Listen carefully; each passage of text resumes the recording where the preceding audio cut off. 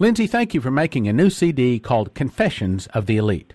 Stan, thank you so much for moderating this.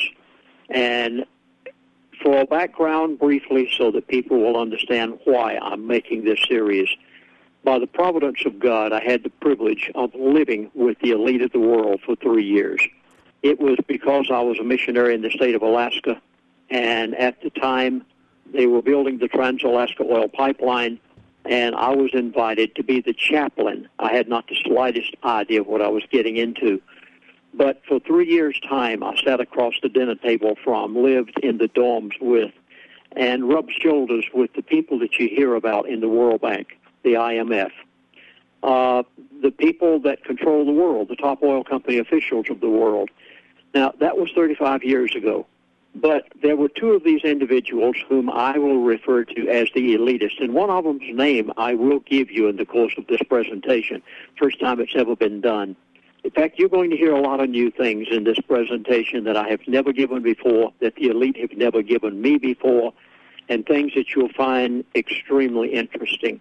But 35 years ago, these two individuals and I made very close friends when I was their chaplain, and I think out of respect for the fact that I gave 3 years of my life to be the chaplain of the elite, that these people in turn have given me information.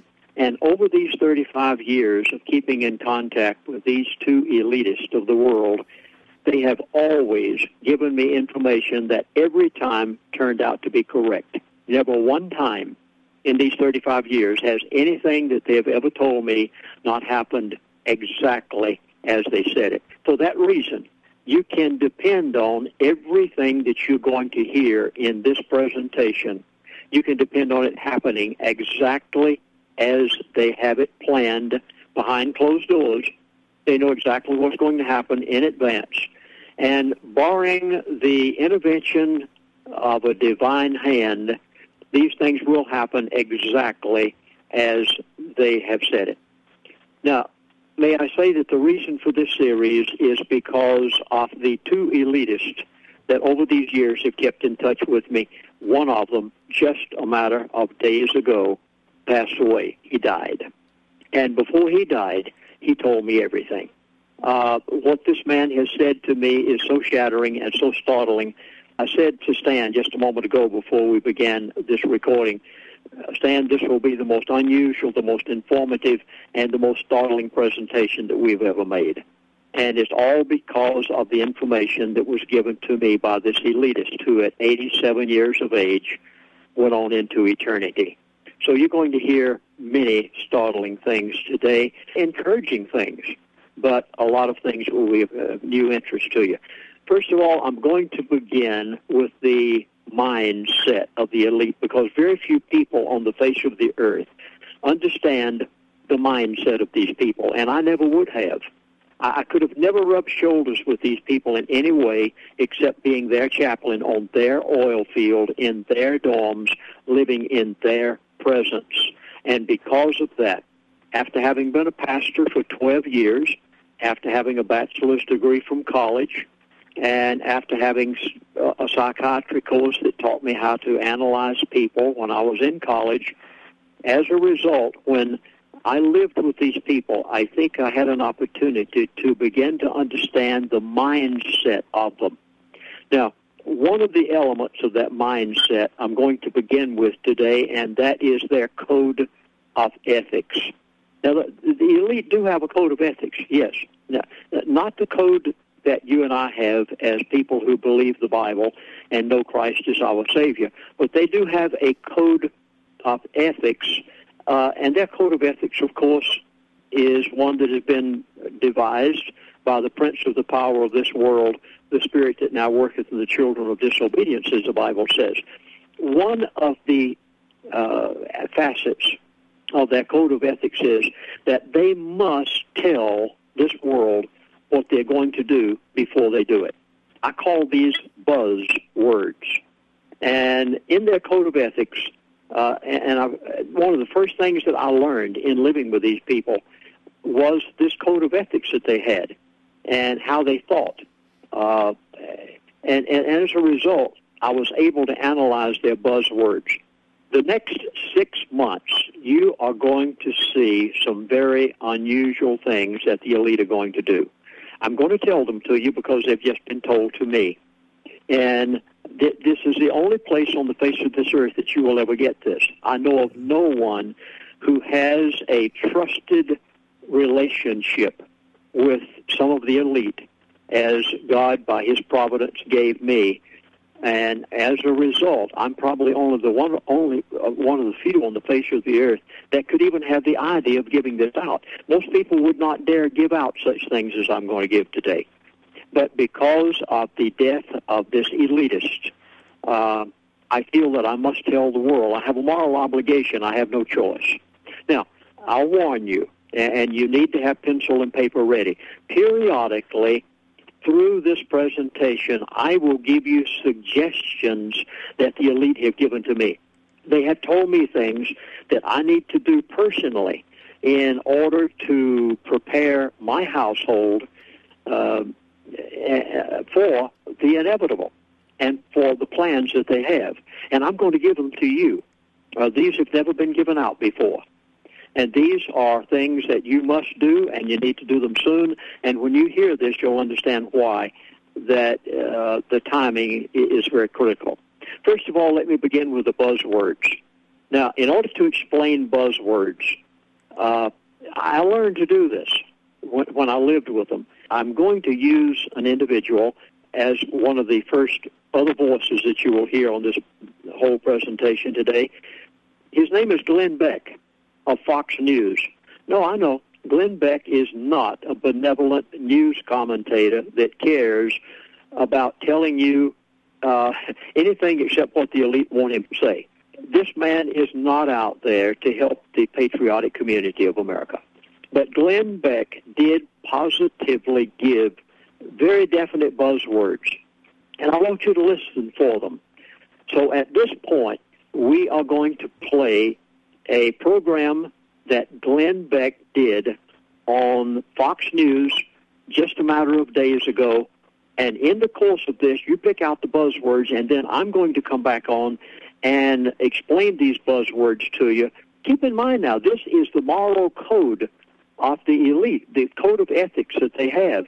And this man is actually telling you in form that you can hopefully pick up. Now, understand that many Americans would never get this.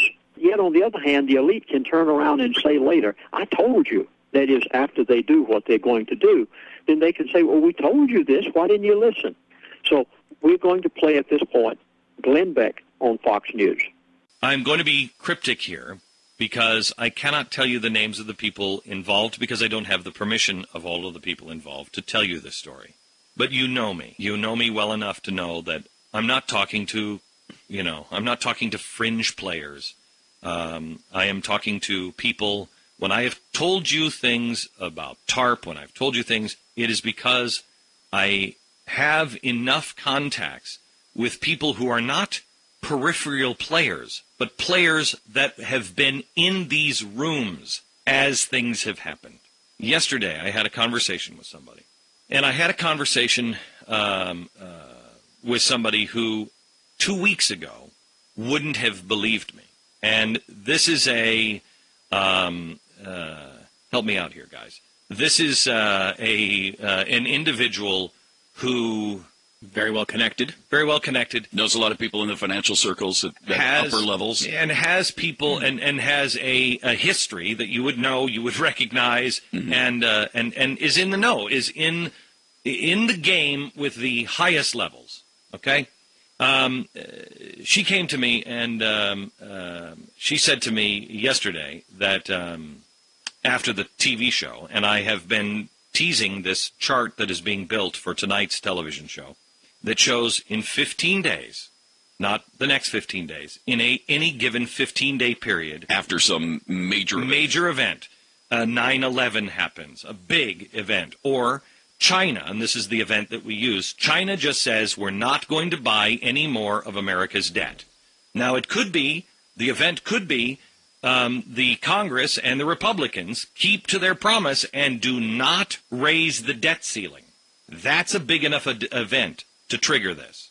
From the day that event happens, it will take about 13 days for the world to change as you know it. And when I say that, I mean everything changes.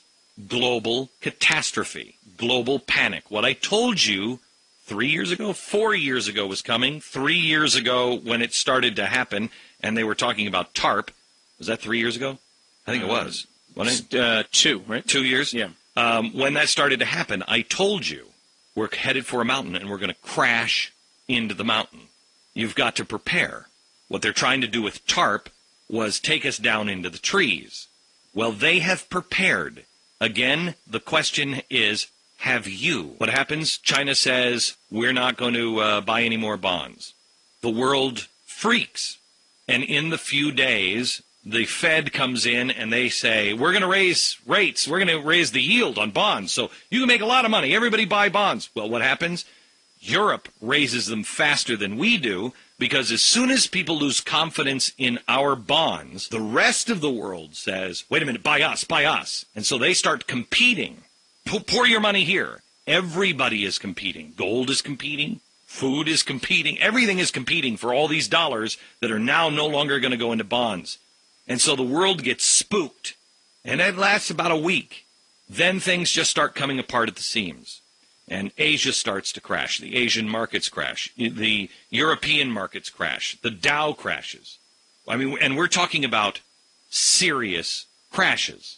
And this person said that a week ago they wouldn't have believed any of this scenario. Right? Listen to my monologue. Listen to me explaining over the last couple of days what, quantitative easing means and what it means to your food prices. Mm-hmm. And then laying out on the board, which I have in the last couple of days, what's coming tonight. I'm going to show you this whole thing. We spent a half hour showing you this 15-day scenario. She said she was in a room, and she said there were 3 speakers there. And these were, how would you describe these 3 speakers? Heavyweights, financial heavyweights. Heavyweights. Governmental and outside financial heavyweights. And non-partisan, not a partisan group. Yeah, people who have been, people who are viewed as keels, wouldn't you say?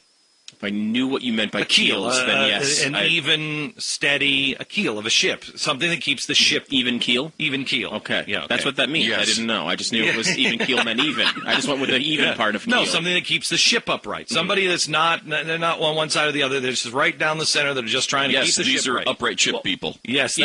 Well, they're people that are paid a lot of money to make sure that they're making very measured decisions. Very measured. Mm-hmm. First one gets up, and they're having this little... breakfast. First one gets up and says, hey, I want to tell you what I think is coming. And she says, we're all sitting around going, you got to be kidding me. She said, the next person gets up and says, it's actually, I think, probably a little worse than what he said. She said, we're kidding. She said, now the real guy who's like just rock solid, everybody in the room was expecting him to get up and say, these guys I disagree with. Said he got up and said, it may not happen that way, but there's a good shot that this stuff happens, and people have to be prepared. Yeah, you might expect me to disagree with these two. Yes, but I can't disagree with them. I think there's a chance that this stuff happens, and people must be prepared. And this guy said it wasn't inevitable, right? But there's a good shot. Right, and I'm not saying it's inevitable either. Yeah.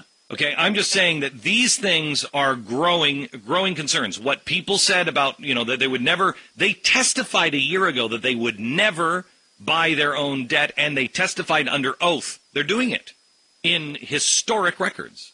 And because these things are possible, this is why you're shining the light on it, not to fearmonger, but to get people. I've always disagreed with the, world-renowned FDR statement, we have nothing to fear but fear itself. I mean, what does that even mean? We have nothing to fear but being unprepared.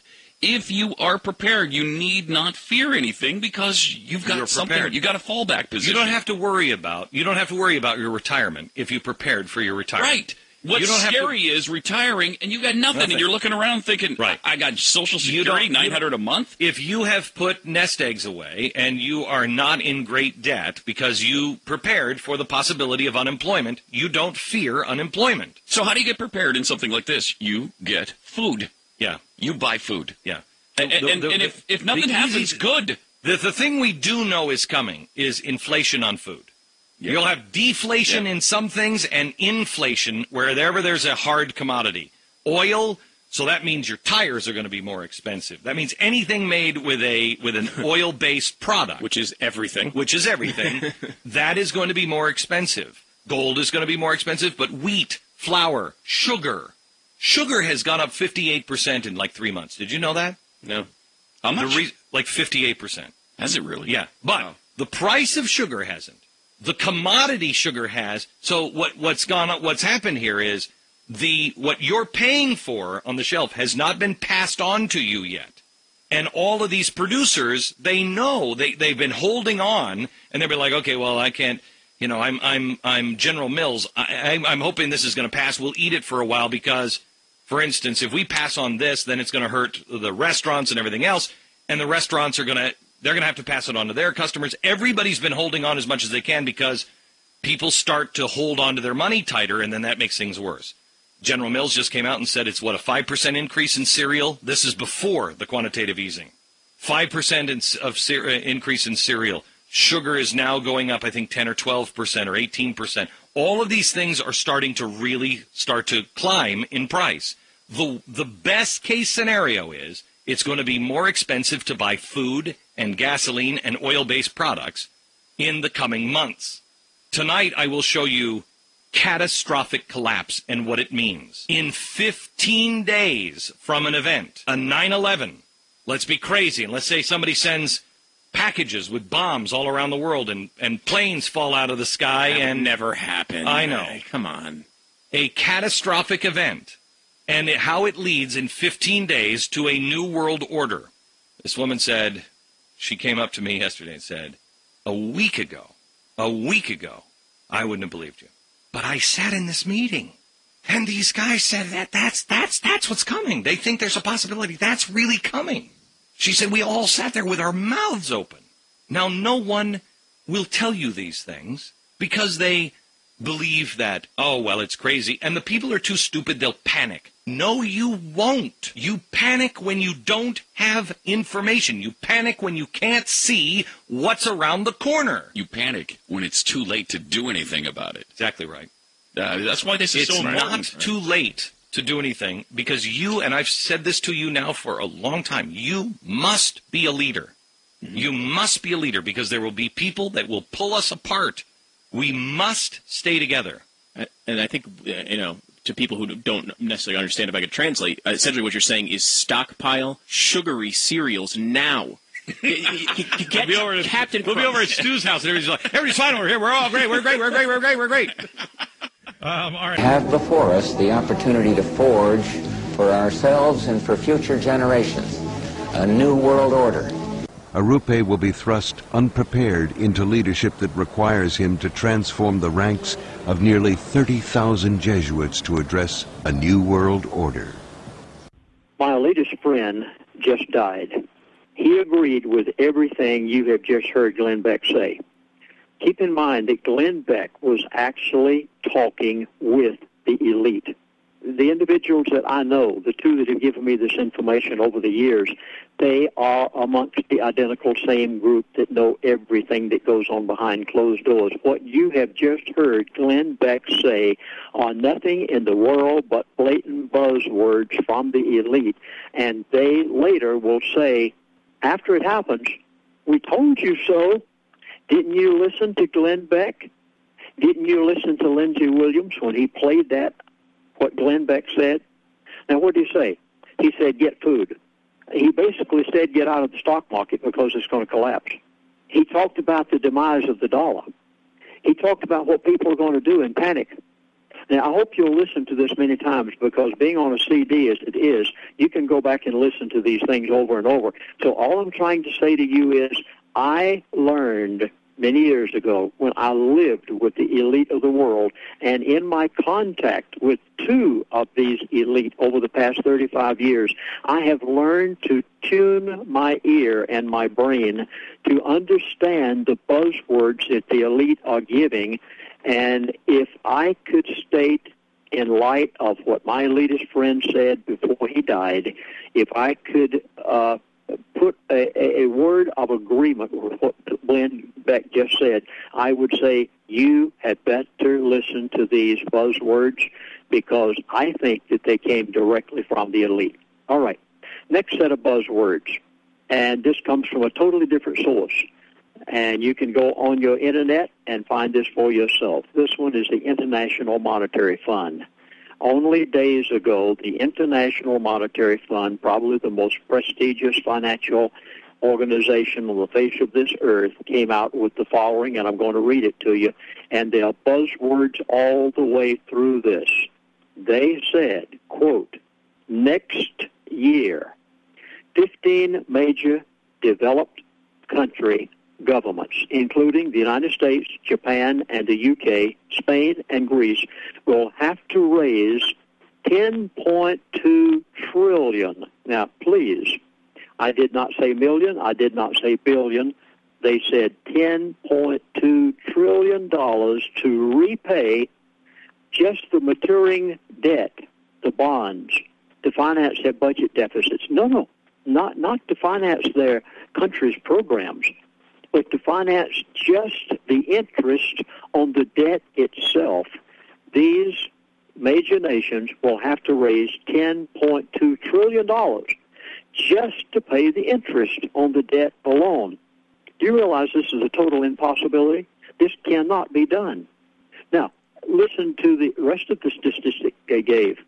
That's up 7% from this year, and this equals, this is startling, and this is a buzzword. They're trying to tell you what's going to happen. And the quicker you listen and prepare your house, the quicker you'll be ready. They said, the International Monetary Fund said this $10.2 trillion that they must raise just to pay the interest on the debt alone equals 27% of their combined annual economic output. Take everything that those countries produce in a given year and combine it together, and you've got to take 27% of the worth of that just to pay the interest on the debt. This is not paying back any debt at all. This is only paying the interest on the debt. It's a total impossibility. It cannot be done. So basically what the International Monetary Fund is saying to you is, folks, it's over. You better get ready. It can't be done. It's an impossibility for anybody to put Humpty Dumpty back together again. So prepare yourself in light of the fact that you've got to have something besides paper in order to survive. Well, I'm going to tell you what that something is later in the course of this, because I'm going to give you all the solutions that they've given to me for me to protect my own household. So you can be protected and not lose any sleep at night. But keep listening, because I want to give you the next buzzwords. The next buzzwords came just a few days ago from the COMEX Silver Exchange. Oh, my goodness, please go on the net and familiarize yourself with what this is, because gold and silver are some of the most important items that you can possibly know about right now. The COMEX Silver Exchange, these are the ones that hold silver on behalf of nations and extremely wealthy individuals. Give them an IOU saying, we have this amount of silver in our vaults to back up the IOU piece of paper that we have sent to you. Are you ready? This one is shattering. The COMEX Silver Exchange admitted just in the last few days that they have on hand 107 million ounces of silver on hand in their vaults. 107 million. Now, do you realize the importance of silver? Silver is so undervalued right now. It's almost unbelievable. And not only that, but silver is an industrial metal. We have to have it in order to produce certain components for industry. So there's a great demand for it.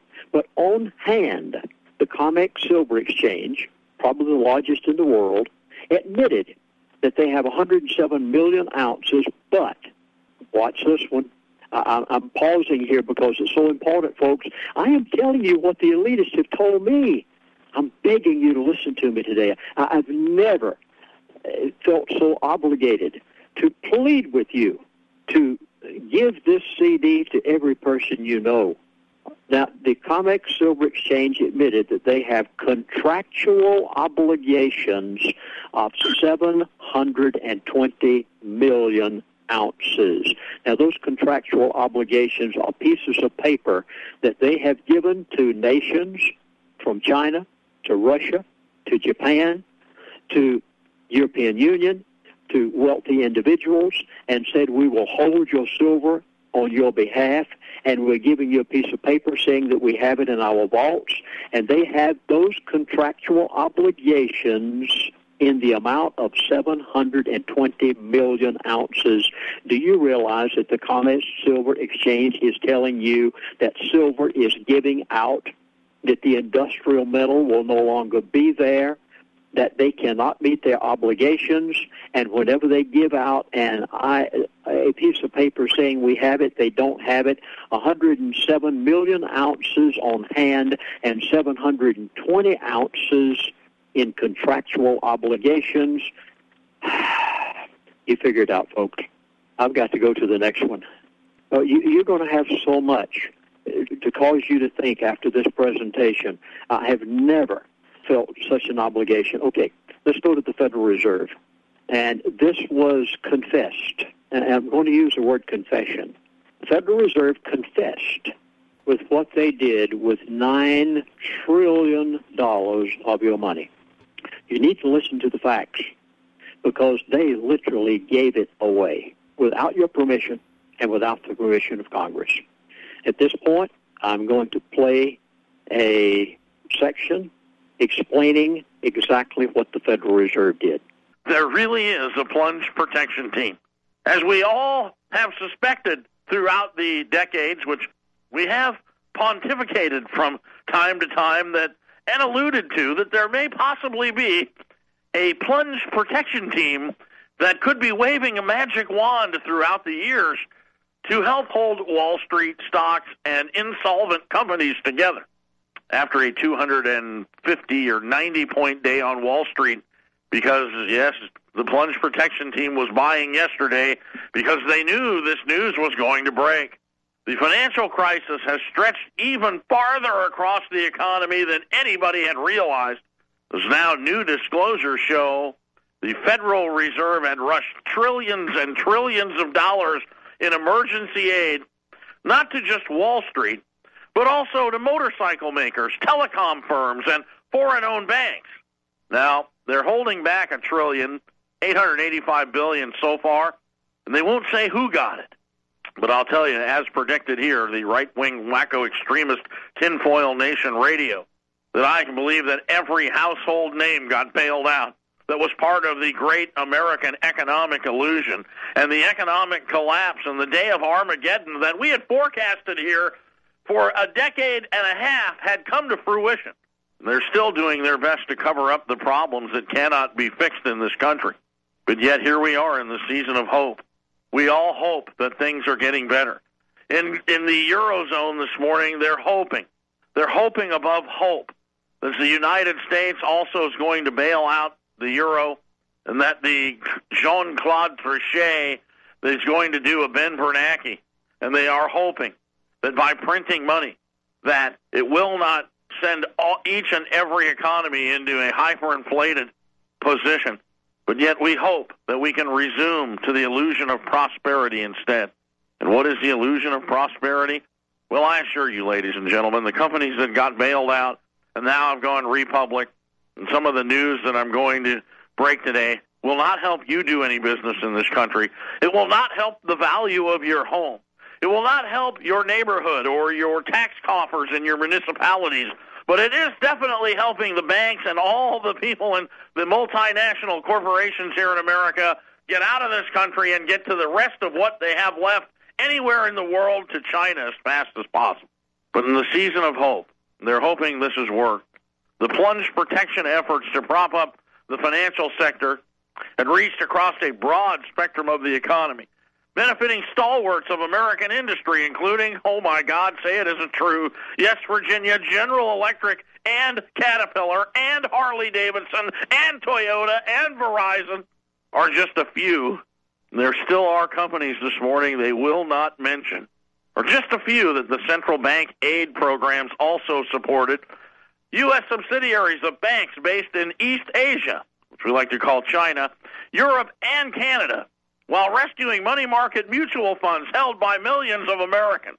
The biggest users of the Fed lending programs were some of the world's largest banks, Citigroup, Bank of America, and Goldman Sachs. Swiss-based UBS and Britain Barclays scoring more than 21,000 loan records released Wednesday under new financial regulatory legislation. This, again, ladies and gentlemen, is a pure fallacy put forth for chewing gum for the mind, for the media, for the generally dumb public, for the quote-unquote conservatives and liberals, as the socioeconomic destruction of America still running in fifth gear at 140 miles an hour behind the scenes. But the data they're putting forth is now revealing the banks turn to the Fed for help every day, almost daily in the fall of 2008, as the central bank lowered lending standards and extended relief to just about every kind of institution it had never, ever assisted before. I doubt that. I doubt the crises that we had seen throughout the years, the little mini crises. Now, of course, they're trying to tell us that it's behind us and that we're in a recovery, even though everything has just gotten worse. Everything they predicted for this year on Wall Street, okay, has never happened. Right? The recovery did not happen. The numbers are horrific, but today they're better than expectations, like yesterday. Sales are still down 72% from 2007, but, what the heck? They're all still in business. How'd everybody stay in business? Oh, the plunge protection team. Fed officials emphasized that their actions were meant to stabilize the financial system that was collapsing in late 2008. But the extent of the lending to the banks and the generous terms of those deals have now heightened political peril for the central bank that's already under the gun for a wide range of actions, including the $600 billion bond buys. But trust me, the European central bank's doing the very same thing this morning with Portugal and Ireland and Spain as we speak.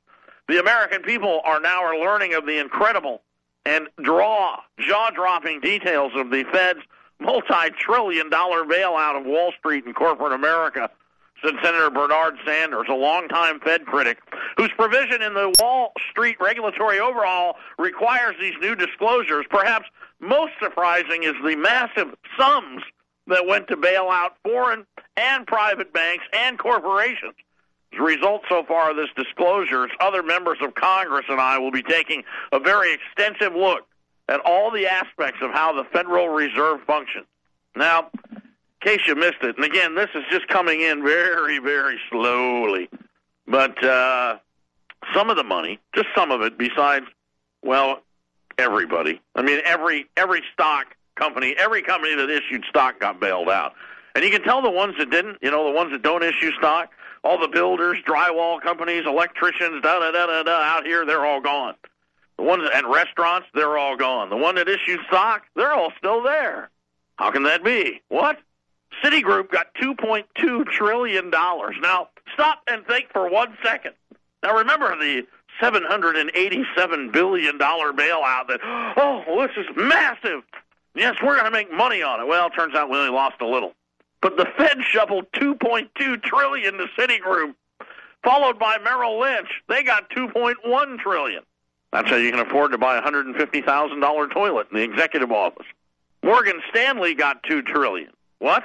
Bank of America, $1.1 trillion.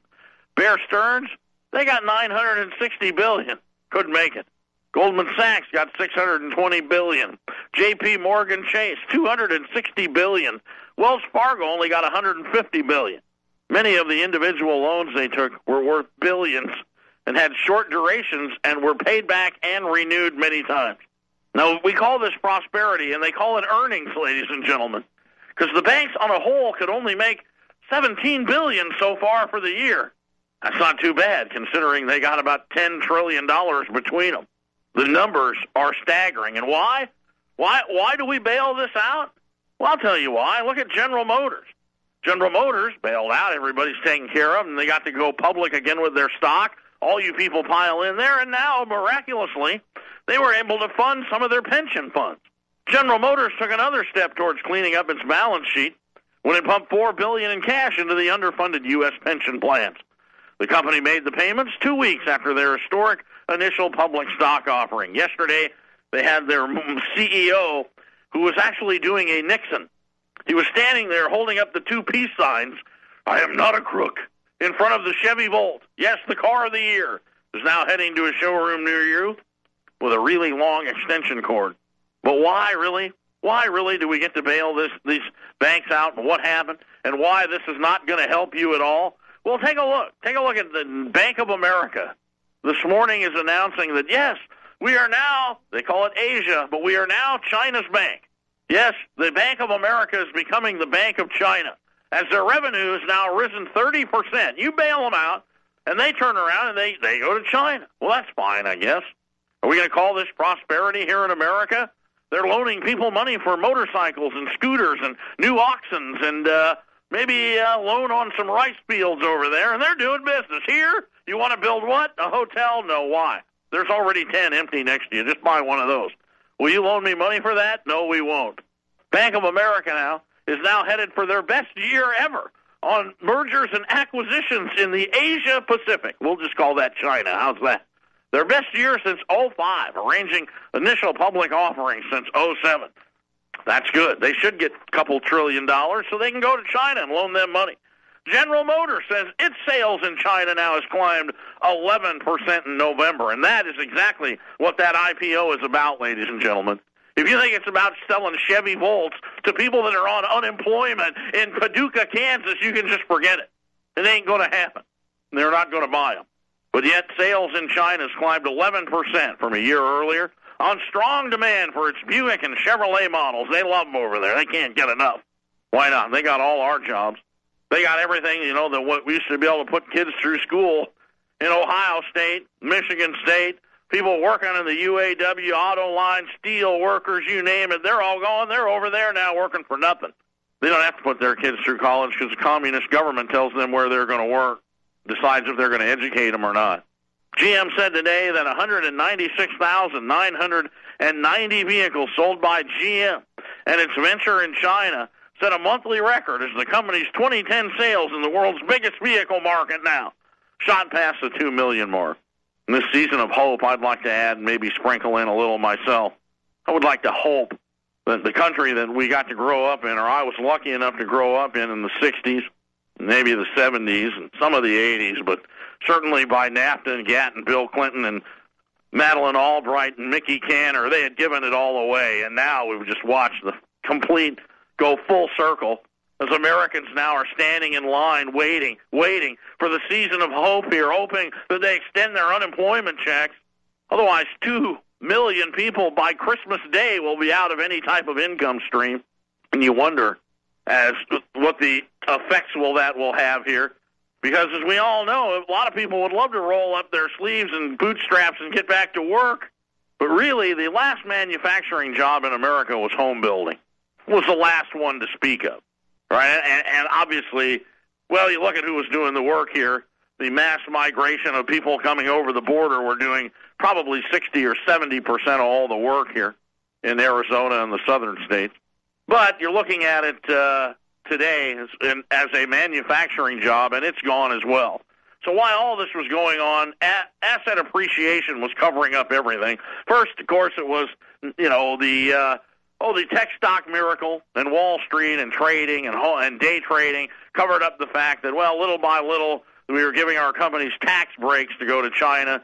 Well, first it was Mexico and the Maquiladores, and then they figured out that, well, the Chinese will work cheaper, and they actually shut the factories down in Mexico, put a postage stamp on them, and mailed them off to Asia.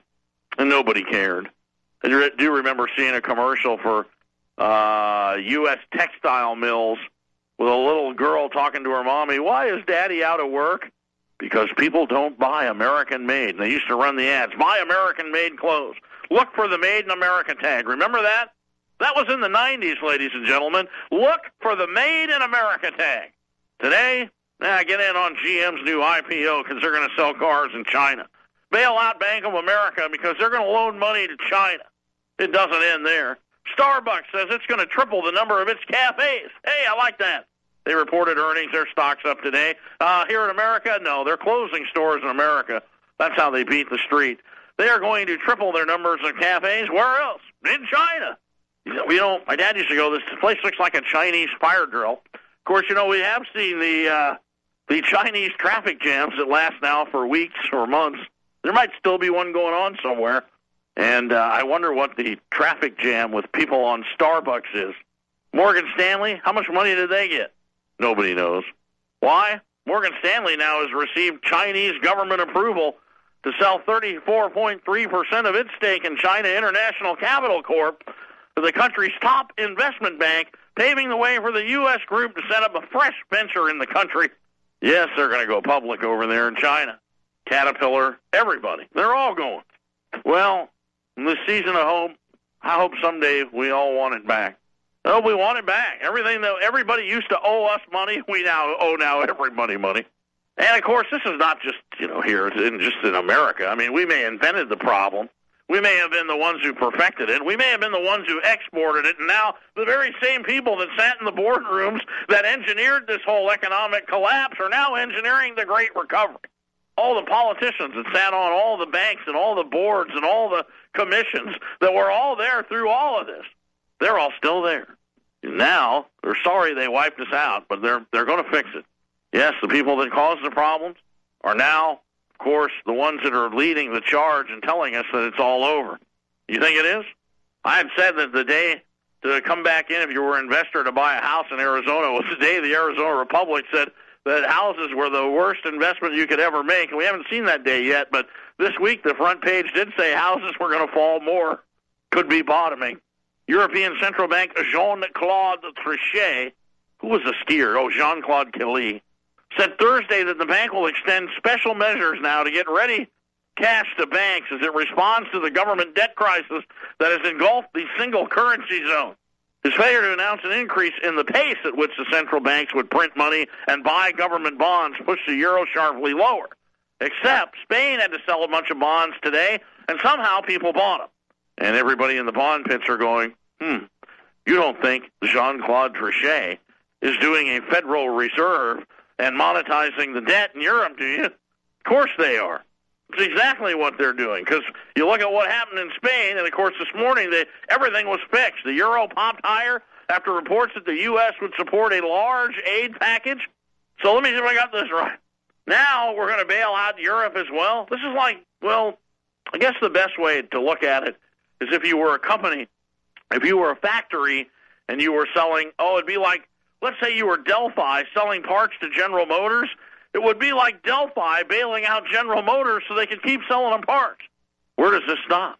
I mean, it just keeps going round and round and round and round. And, of course, everything that they've put forth doesn't work. We talked about how stimulus works yesterday, if you caught the show, where it's just the same amount of money going around and around and around and doesn't produce anything. And that's where the problem lies. And nobody wants to admit. Nobody, anywhere, not any financial planners, not any politicians, not any bankers, not any public companies, not any stockbrokers, not anybody wants to admit that it's the failed policies of taking an American-producing manufacturing society and turning it into a third-world service economy, and that we can't recover while piling on more and more and more debt with our factories not running. If you don't produce anything, ladies and gentlemen, how can you call it prosperity? And I know that's old school thinking. All of this is being done by the elite. I was told by my elitist friend before he died exactly what they were doing. All of this has been planned behind closed doors. None of it is happening by chance. And all of it is for the sole purpose of, and I've said this so many times before, the name of the game is control, and the end goal of the elite is to own everything in the United States of America. Yes, you heard me correctly. I'm going to get into this more later in the course of this presentation, exactly how they intend to do what and what's going to happen to you. Now, I'd like to put this in practical words. This was put to you in the jargon of a person who would understand it from a college level. Now I'd like to put it in practical words so that you can get in just a few sentences exactly what's happening. Well, here's how the stimulus works, in case you were wondering. This comes in. It's a slow day in the small Saskatchewan town of Pump Handle, and the streets are deserted, times are tough, and everybody's in debt, and everybody is living on credit. A tourist visiting the area drives through town, stops at the motel, and lays a $100 bill on the desk, saying he wants to inspect the rooms upstairs before he picks one out for the night. So he leaves $100 on the counter, the way things used to be. As soon as he walks upstairs, the motel owner grabs the bill and runs next door to pay his debt to the butcher. The butcher takes the $100, runs down the street to retire his debt to the pig farmer. The pig farmer takes the $100 and heads off to pay his bill to the supplier of the co-op. The guy at the co-op takes $100 and pays his debt to the local prostitute, who also has been facing hard times and had to offer her services on credit. The hooker rushes to the hotel and pays off her room bill with the hotel owner. The hotel proprietor then places the $100 back on the counter. The traveler will not suspect anything. At that moment, the traveler comes down the stairs, states that the rooms are not satisfactory, picks up the $100 bill, and leaves. No one produced anything. No one earned anything. However, the whole town is now out of debt and looks to the future with a lot more optimism. And that, ladies and gentlemen, is how a stimulus package works.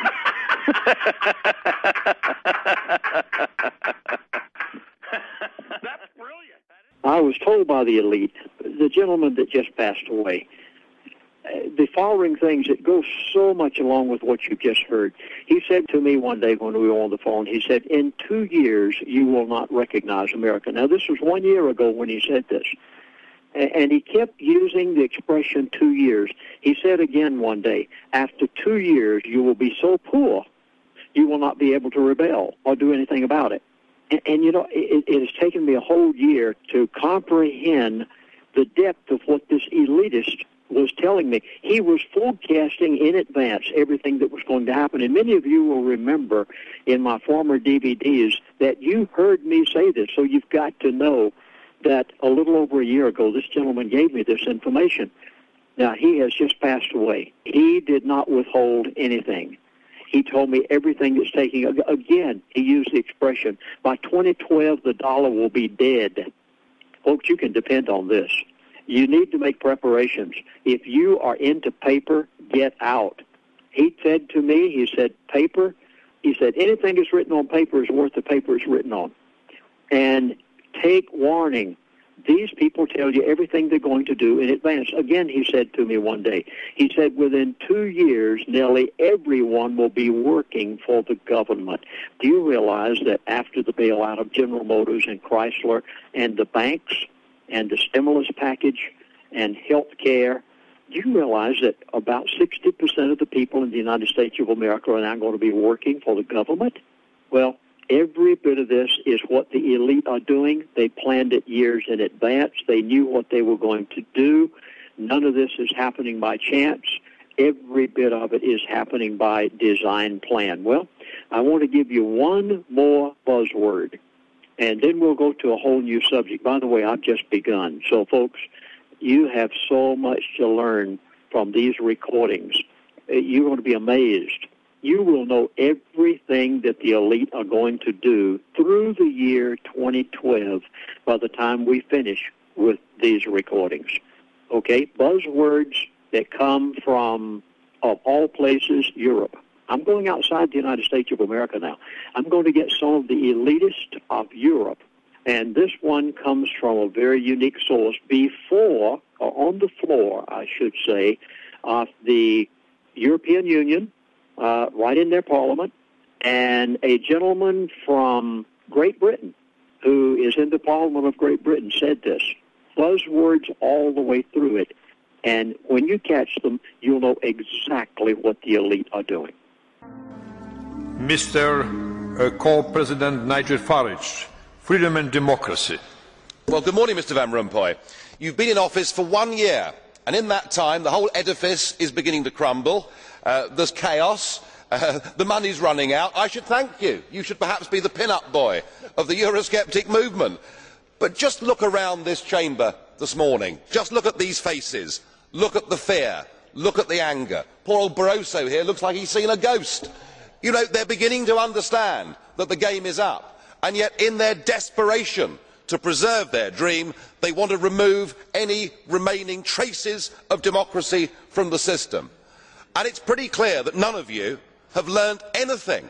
You know, when you yourself, Mr Van Rompuy, say that the euro has brought us stability, I suppose I could applaud you for having a sense of humour, but isn't this really just the bunker mentality? You know, your fanaticism is out in the open. You talked about the fact that it was a lie to believe that the nation state could exist in a 21st century globalised world. Well, that may be true in the case of Belgium, who haven't had a government for 6 months, but for the rest of us, right across every member state in this union, and perhaps this is why we see the fear in the faces, increasingly people are saying, we don't want that flag, we don't want the anthem, we don't want this political class, we want the whole thing consigned to the dustbin of history. And we had the Greek tragedy earlier on this year, and now we have the situation in Ireland. Now I know that the stupidity and greed of Irish politicians has a lot to do with this. They should never ever have joined the euro. They suffered with low interest rates, a false boom and a massive bust. But look at your response to them. What they're being told, as their government's collapsing, is that it would be inappropriate for them to have a general election. In fact, Commissioner Wren here said they had to agree their budget first before they'd be allowed to have a general election. Just who the hell do you think you people are? You are very, very dangerous people indeed. Your obsession with creating this euro state means that you're happy to destroy democracy. You appear to be happy for millions and millions of people to be unemployed and to be poor. Untold millions must suffer so that your euro dream can continue. Well, it won't work, because it's Portugal next. With their debt levels of 325% of GDP, they're the next ones on the list, and after that I suspect it will be Spain. And the bailout for Spain would be 7 times the size of Ireland, and at that moment all of the bailout money has gone. There won't be any more. But it's even more serious than economics, because if you rob people of their identity, if you rob them of their democracy, then all they are left with is nationalism and violence. I can only hope and pray that the euro project is destroyed by the markets before that really happens. Thank you. The European Union, right from their floor, the buzzwords, you've heard them. Please listen to what this person is saying. He is telling you what the elite want you to know. Now, you've heard it from America. You've heard it from a newscaster. You've heard it from the Federal Reserve. You've heard it from a talk show host. Now you've heard it from the European Union. All of these are buzzwords that you need to understand. Now, I'm going to give you, oh, please write this down. I beg of you. This is a suggestion from the elite. I mentioned as we began this series that in the course of it all, that I was going to tell you things that they told me privately and personally that I should do in order to save my household in light of the things that are taking place. And I think they did this out of courtesy because of our friendship over the many, many years. I'm going to give you a suggestion right now of this. At this point, I'll deal. You take it as you wish. If you don't want to, that's fine. If you do, please, I beg of you, for the sake of your dinner table, here it is, for what it's worth, and put it up beside your calendar and mark it off when it happens, because you will see it take place. Here we go. The suggestion. The European Union currency will collapse first. You have approximately 3 weeks, and the dollar will have drastic trouble. Now, I'm only telling you what I have been told. The European Union currency will collapse first. Now, that's exactly what you just heard in this recording a moment ago. Then, watch out. You have a time frame here. You have time to do something with your American dollars, to take care of your paper, if you haven't already, which I hope you have. But you have approximately 3 weeks, and the dollar will have drastic trouble. Well, I'm going to change gears altogether here for a moment and go into a whole new area of subject matter. The reason I'm doing this is because I need to answer a multitude of other questions for you. So here we go. I'd like to give you what has happened to me just recently that has caused me to say, I have to produce these CDs and tell America. And as a result of this, you will be getting this information. My two elite friends that have befriended me over these 35 years since the Trans-Alaska Oil Pipeline, both of them had cancer. Both of these were seasoned lifetime oil men. One just died at 87 years of age. The other one is slightly younger, but after all the chemicals that they came in contact with, the overdose of antibiotics that they were given at Prudhoe Bay many times because there was no doctor there, and when they became sick, rather than go home, they would allow the medic to give them antibiotics, and many of them were way overdosed. And as a result of what these men lived for many, many years as oil patch men, professionals, elitists, they came in contact with so many chemicals until both of them, after retirement, had cancer. The first one was about 9 years ago, and he had cancer in both lungs. The doctors, when they found what he had, said, go home, write your will, get ready, you're going to die. There's nothing we can do for you. He would have probably done what somebody else would do and go the natural route, but he had a lovely wife. And his wife is quite a health food person. I know her well. And she said, I'm not going to be satisfied with this. And as a result, she found a source for this man to heal his cancer. They went to Greece. They went to a doctor, an MD, a practicing physician in Greece, who had found what he said was a cure for cancer. His name was Alevizartos. And they went through a 21-day treatment with this doctor in Greece, and this was numbers of years ago, just after his retirement. And within 21 days' time, he was totally cured. Now, I'm telling you exactly what happened to this man. That's the reason I can use the word cured, because he was, truly. In 21 days, he went from what the doctors here in America said, there's nothing we can do, you may as well die. And in 21 days' time, this man was totally healed of his malignancy in both lungs. He has gone by many, many years now and has had no reoccurrence whatsoever. He is perfectly healthy. This gentleman said to me on the phone the other day, he said, Lindsay, you need to take this treatment for yourself, whether you have a malignancy or not. And I said, why? He said, I live here in Alaska. I'm out here building an aircraft hangar, and it's half snow and half rain. He said, in the past 9 years, since I was healed of cancer and took the treatment from Alevizartos in Greece, he said, I've not had so much as a sniffle, not even a cold. He said, I don't know what sickness is anymore, and he's 69 years of age. Now, this man was totally cured of cancer. A short time after this gentleman went to Greece and was cured, Alevizartos came to Mexico and gave his formula and all of his information because he'd been threatened.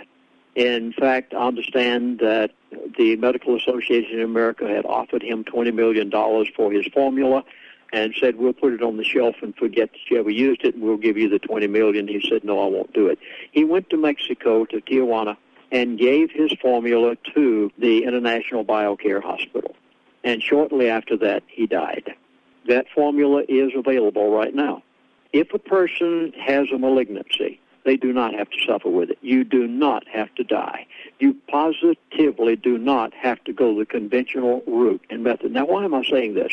I'm saying this because two of my very close friends of the oil patch, the elite, who have access to anything they want. I will give you the example of the second one who just died just a matter of days ago. He is the Mr. X of my book, Energy Non-Crisis. You're hearing his name for the first time. His name is Mr. Ken Fromm. You go and look his credentials up, and you will find his credentials are at the top of the elite. This man produced the entire oil field for the United Arab Emirates, Dubai, under the auspices of Atlantic Ridge Field. This man is a 60-year veteran of the oil field and worked his way to the very top in the elite. But he had a son whom he had trained as a doctor, and his son convinced him to go the conventional method when he found out that he had both brain cancer, bone cancer, and this was back about 6 or 8 months ago, and some of you will remember me mentioning this on some radio talk shows and in some of my DVDs. Well, he did. He went the conventional method, and a few days ago he died. I tried to convince him to go the route that the other gentleman had gone, and so did the gentleman, I understand, and he would not, for he felt that he wanted to go the conventional route. Now, would you like to know where you can have help or one of your friends? Here it is. If you would like to find a way that you do not have to suffer from a malignancy, please call the International BioCare Hospital, and their number is toll-free. The number is 800-262-0212. Once again, that's 800-262-0212, or you can call their direct line. Now, I do not receive a penny from these people. I am not giving you this because it is my business. I have no relationship to them. I'm telling you what I know to be fact. Their direct line is 619-710-1977. And when you call, ask for Teresa Thomas. She handles all new patients. Now, I wasn't satisfied with what I heard from this elitist friend of mine who is now alive and well, in good condition at 69 years of age. I went to Vita Locke, a friend of mine who likewise I thought had possibly gone there. She lives in southern Colorado. She and her husband and family, they own a huge farm there.